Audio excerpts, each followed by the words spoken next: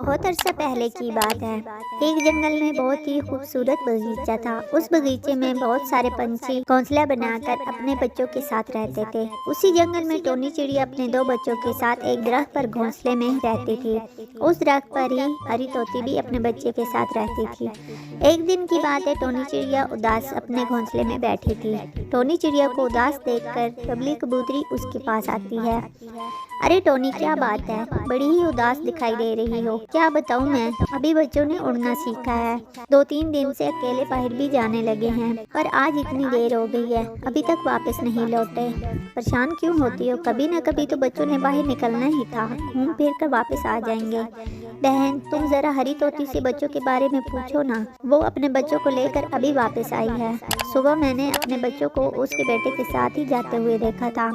तुम खुद क्यों नहीं पूछ लेती हो? टोनी उदास होकर बोली। तुम तो जानती हो वो मुझसे ठीक से बात भी नहीं करती। पता नहीं क्यों हर वक्त कटी कटी सी रहती है। हाँ, वो तो हम सबसे तुम्हारी बुराइयां करती फिरती है। उसे तुम्हारी दूसरों की मदद करना एक आंख नहीं भाता।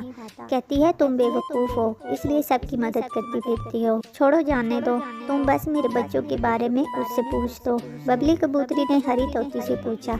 अरे हरी तोती, क्या तुमने टोनी के बच्चों को कहीं देखा है? सुबह तुम्हारे बेटे के साथ निकले थे, अभी तक वापस नहीं आए। मैंने क्या सबके बच्चों का ठेका ले रखा है? ऐसा क्यों कहती हो बहन? मैंने तो टोनी को परेशान देखा तो तुमसे पूछ लिया। इतने में टोनी के बच्चे वापस आ गए। बच्चों को देखते ही टोनी की उदासी छूमंतर हो गई। वो अपने बच्चों को डांटने लगी। मैंने तुम लोगों को जल्दी वापस आने को कहा था, तो इतनी देर क्यों लगा दी?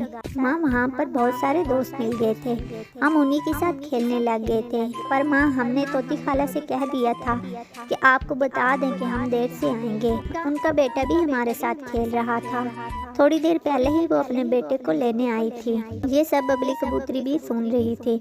उसे गुस्सा आया और वो बोली, रुको टोनी, मैं अभी उससे पूछती हूँ। क्या फायदा बहन, फिर से कुछ उल्टा जवाब ही देगी। वैसे भी झगड़ा बढ़ाना कोई अच्छी बात नहीं है। हरी तोती की हरकतों से वहाँ सभी पंछी बहुत परेशान थे। हरी तोती शाम को घूम फिर कर जब अपने घोंसले में लौटी तो बबली कबूतरी दिखाई दी। वो बेचैनी से इधर उधर देख रही थी। हरी तोती पर नजर पड़ते ही बोली, अरे हरी तोती, जल्दी चलो, तुम्हारे बच्चे को जंगली बिल्ली ने पकड़ लिया है। टोनी तुम्हारे बच्चों को बचाने के लिए गई है, जल्दी चलो। इतना कहकर वो दोनों तेजी से उड़ते हुए उस तरफ चल पड़ी। जब टोनी चिड़िया अपने बच्चों की बताई हुई जगह पर पहुंची, वहां देखा कि बिल्ली ने बच्चों को अपने पास कैद कर रखा है। ये देखते ही टोनी चिड़िया ने अपने बच्चों से कहा, चलो बच्चों, अच्छा मौका है बिल्ली पर हमला करने का, जिससे वो घबरा कर बच्चे को छोड़ देगा।